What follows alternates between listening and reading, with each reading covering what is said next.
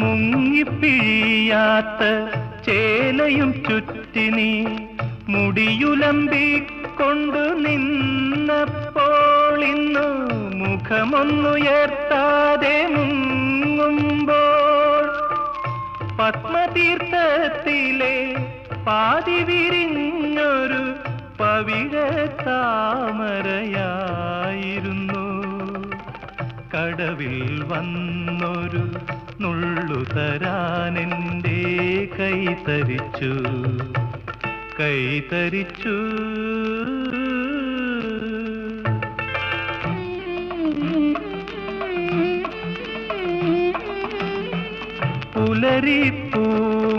പുലരിപ്പൂമുഖമുറ്റത്തു കാലത്തു പുറം തിരിഞ്ഞിന്നു നീ നിന്നപ്പോൾ നീ അരിപ്പൊടിക്കോലങ്ങളെഴുതി